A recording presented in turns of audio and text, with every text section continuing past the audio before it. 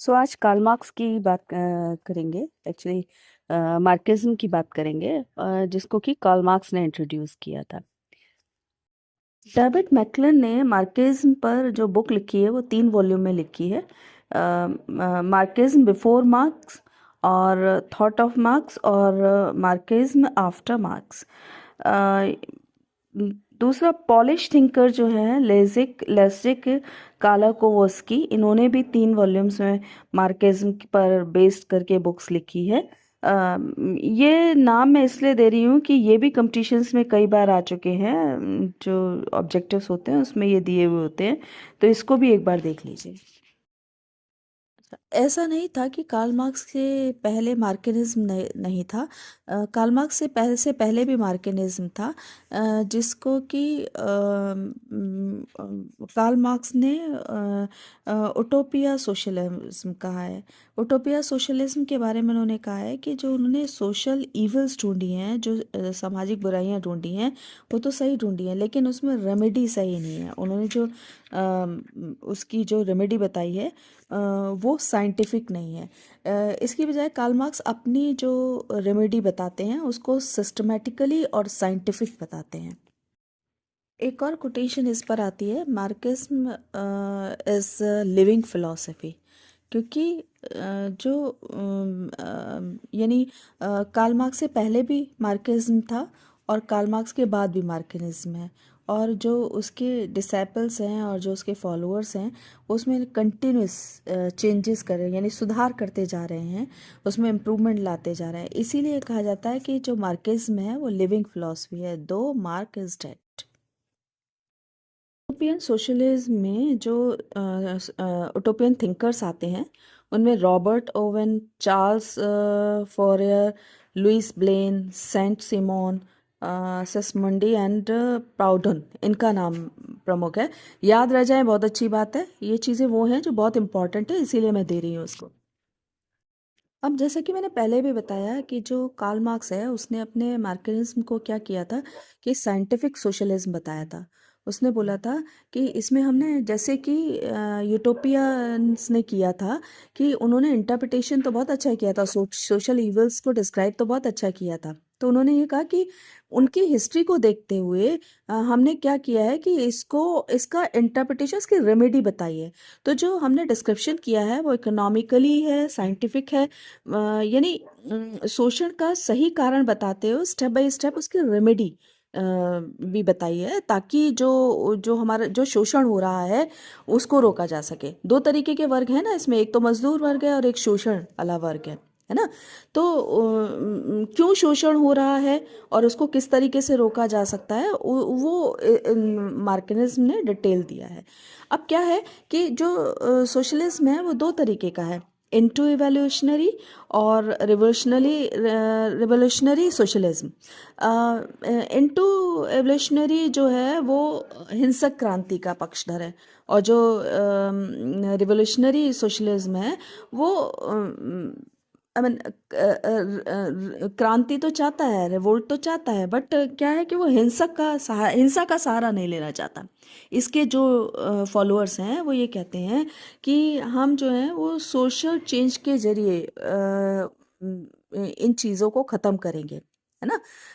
अब social change कैसे होगा, तो उसके लिए वो बोलते हैं कि वोट के ज़रिए, है ना, सोशल चेंज होगा और उसके ज़रिए ये जो शोषण हो रहा है वो ख़त्म होगा। यानी जो ये 2 वर्गों में समाज बटा हुआ है, एक्चुअली उनका कहना ये है कि जो ये जो 2 समाज है ना, एक मजदूर वर्ग है और एक शोषण करने वाला वर्ग है, तो वो बोलते हैं कि समाज का कोई भी ऐसी डायमेंशंस नहीं है जहाँ पे ये शोषण करने वाले लोगों ने अपना आधिपत्य या अपना अधिकार न जमा रखा हो। यानी एजुकेशन है तो एजुकेशन के ऑब्जेक्टिव्स भी उन्हीं के अकॉर्डिंग है, कोई बिजनेस है तो बिजनेस के ऑब्जेक्टिव्स भी उन्हीं के अकॉर्डिंग है, जिसकी वजह से शोषण वाले जो हैं वो बहुत पूंजीवादी होते जा रहे हैं, पूंजीपति होते जा रहे हैं, और जो मजदूर है वो बेचारा और गरीब होता जा रहा है। तो वो ये कहते हैं कि वर्गहीन समाज होना चाहिए। यानी अगर पूंजीपतियों का अगर वो शेयर है, वो हिस्सा है, संपत्ति है, तो वो संपत्ति चला करने वाला, उसको अर्जित कराने वाला तो मजदूर भी है, तो उस मजदूर की इस भागीदारी भी फुल पूरी होनी चाहिए। इन्होंने जो था कुछ विशेषताएं अपने मार्करिज्म की बताई थी। एक तो डाइलेक्ट्रिकल मटेरियलिज्म यानी द्वंद्वात्मक भौतिकवाद, हिस्टोरिकल मटेरियलिज्म, उसके बाद थ्योरी ऑफ सरप्लस वैल्यू, फिर क्लास स्ट्रगल, फिर रिवॉल्यूशन। ये टर्म्स, ये इनके बारे में ये क्या चीज़ है, मुख्य मुख्य चीज़ तो मैं बता रही हूँ, इंटरप्रेट कर रही हूँ, बट अगर वो भी नहीं है तो ये चीज़ें आपको पता होनी चाहिए कि ये चीज़ें जो है वो मार्कस में दी हुई हैं। और एक है डिक्टेटरशिप ऑफ प्रोलिटेरिएट। इसमें एक लास्ट है, डिक्टेटरशिप ऑफ प्रोलिटेरिएट। एक और है थ्योरी ऑफ एलिनेशन यानी अलगाववाद का सिद्धांत। डायरेक्टर मटेरियलिज्म बहुत फेमस कार्ल मार्क्स की देन है। कार्ल मार्क्स की टर्म है जिसमें कि इन्होंने द्वंद्वात्मक भौतिकवाद, जिसमें कि इन्होंने ये बताया है कि कोई सोसाइटी, जब भी सोसाइटी में दो विरोधी चीज़ें आ जाती हैं, यानी दो ग्रुप बन जाते हैं, एक ग्रुप यस का होता है, एक ग्रुप नो का होता है, तो कुछ लोग यस की तरफ जाते हैं, कुछ लोग नो की तरफ जाते हैं। तो ये जो द्वंद्व होता है ये डायलेक्टिकल मटेरियलिज्म कहलाता है। सो ये कार्ल मार्क्स कहते हैं कि ये सोसाइटी के लिए बहुत ज़रूरी भी है इस तरीके का होना, क्योंकि जब तक ये नहीं होगा तब तक जो है वो द्वंद्वात्मक भौतिकवाद ना हो, तो तब तक जो है वो सोशल चेंज नहीं आ पाएगा। सोशल चेंज तभी होगा जब दो ग्रुप बनेंगे और उनके बीच में द्वंद्व होगा। दूसरी टर्म जो थी वो हिस्टोरिकल मटेरियलिज्म की थी, यानी ऐतिहासिक भौतिकवाद। ऐतिहासिक भौतिकवाद कार्ल मार्क्स का, वैसे तो टर्म्स याद रखनी चाहिए लेकिन इसके बारे में थोड़ी थोड़ी नॉलेज होनी चाहिए, जिसमें उन्होंने हिस्ट्री को का बताया कि हिस्ट्री किस तरह से, हिस्ट्री के अंदर ये जो भौतिकवाद था ये इसने मतलब एक स्टेज से दूसरी स्टेज में हिस्ट्री में किस तरह से हिस्ट्री चेंज हुई है और कैसे जो भौतिक संसार है उसने अपना पूरा रोल निभाया है। शुरू में इंसान जंगलों में रहता था, किसी भी तरीके का काम का बंटवारा था, बट किसी भी तरीके का वर्क संघर्ष या कंपैरिजन नहीं था। फिर धीरे धीरे जो कुछ लोग जो अपना अनाज उगाने करने लगे थे, या फिर अनाज उगाने लगे, जब अनाज उगाने लगे तो कुछ लोग जो थे वो अतिरिक्त जो अनाज उगा रहे थे उसको अलग रखना शुरू किया। फिर धीरे धीरे उन्होंने और लोगों को मिलाया। फिर धीरे धीरे उनकी जो प्रॉपर्टी थी वो इतनी बढ़ती चली गई कि उन्होंने स्लेवरी सिस्टम थी वो स्टार्ट कर दिया। तो ये पूरा जो जो प्रोसेस था उसको उन्होंने हिस्टोरिकल मटेरियलिज्म में डाला है। तीसरा है the theory of surplus value. Surplus value यानी अतिरिक्त लाभ चीज़ों का कैसे लिया जाए उसका सिद्धांत। ये भी दो वर्ग, श्रमिक वर्ग और कार्ल मार्क्स के अनुसार दो वर्ग थे, श्रमिक वर्ग और पूंजीवादी वर्ग। तो पूंजीवादी जो वर्ग हैं उन्होंने यानी सरप्लस वैल्यू ये कहता है कि कोई भी चीज़ उन्होंने जब अर्न कर, जब फैक्ट्री में बनानी शुरू करी तो उसके उस पे अतिरिक्त प्रॉफिट कैसे आए। अब तो किसी भी चीज़ को जब बनता है तो उसमें मशीन लगती है, श्रमिक लगते हैं, तो मशीनों से तो अतिरिक्त वो नहीं उठा, लाभ नहीं उठा सकते, लेकिन श्रमिकों में दुगना काम कर देकर और उन्हें कम पैसा देकर वो अतिरिक्त लाभ उठा सकते हैं। तो यही जो है वो थ्योरी ऑफ सरप्लस वैल्यू थी। Then class struggle. Class struggle वर्ग संघर्ष शुरू हुआ क्योंकि दो वर्ग बन चुके थे, श्रमिक वर्ग और पूंजीवादी वर्ग। तो उन लोगों के बीच में वर्ग संघर्ष शुरू हुआ। रिवॉल्यूशन आया, क्रांति आई इसके बाद, क्योंकि धीरे धीरे जो हिस्टोरिकल मटेरियलिज्म है उसके अकॉर्डिंग धीरे धीरे स्थिति ये हो गई कि जो दो वर्ग बनने लगे उन्होंने अपना कैपिटल बनाना शुरू किया। बाद में उन्होंने अपने पैसा रखने के लिए फैमिली बनानी शुरू की। फिर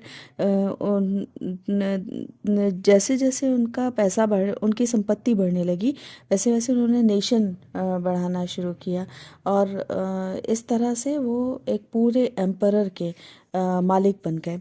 तो चूंकि दोनों वर्ग समान रूप से रहें, इसके लिए जब रिवॉल्यूशन हुआ तो एक और टर्म इसमें है कि डिक्टेटरशिप ऑफ प्रोलिटेरिएट।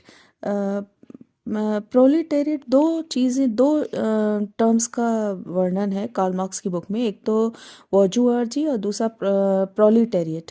प्रोलिटेरिएट जो है वो श्रमिक वर्ग को इंडिकेट करता है, और बोर्जुआर्जी जो है वो संपत्ति वाले जो वर्ग हैं उनको इंडिकेट करता है। उसके बाद कम्युनिज्म के बारे में डिटेल में दिया हुआ है। तो ये जो टर्म है वो कार्ल मार्क्स के इसमें इन टर्म्स को याद रखना बहुत ज़रूरी है। यूँ तो कार्ल मार्क्स को अगर पढ़ा जाए तो वो बहुत डिटेल है और बहुत लंबा है, लेकिन इतना ही कि कार्ल मार्क्स का जो फादर ऑफ मार्क्सिज्म है वो कार्ल मार्क्स कहलाते हैं। जर्मनी के ये थे, और इन्होंने कुछ टर्म्स दी थी, जैसे क्लास यानी वर्ग विरोध, वर्ग विशेष विरोध। यानी दो वर्ग में जब डिवाइड हुए थे तो पूंजीपति वर्ग का विरोध किया गया था, वर्ग संघर्ष हुआ था, क्लास कॉन्फ्लिक्ट, फिर क्लास स्ट्रगल भी हुआ, वायोलेंट रिवॉल्यूशन भी हुआ, यानी हिंसक क्रांति भी हुई। दो तरीके की क्रांति थी जो कि कार्ल मार्क्स के समय में हुई थी, सोशलिज्म में हुई थी। एक तो इंटू एवोल्यूशनरी और एक रिवोल्यूशनरी सोशलिज्म, है ना। इंटू एवोल्यूशनरी जो थी वो हिंसक क्रांति थी, और जिन्होंने हिंसक क्रांति का पर विश्वास न रख के शांतिपूर्वक क्रांति पर काम किया, वो रिवोल्यूशनरी सोशलिज्म की क्या उन्होंने बात की, जो सोशल चेंज की इच्छा रखता था लेकिन शांतिपूर्ण तरीके से, डेमोक्रेटिक तरीके से। यहाँ अगर अब आपके सारे इज़्म ख़त्म होते हो जाते हैं, जिनकी मेन मेन चीज़ें जो कि कई साल कंपटीशंस में रिपीट हुई हैं, वो मैंने सारी आपको इम्पोर्टेंट दे दी हैं। वीडियो अगर पसंद आता है तो इसको लाइक कीजिए, शेयर कीजिए और कमेंट्स कीजिए।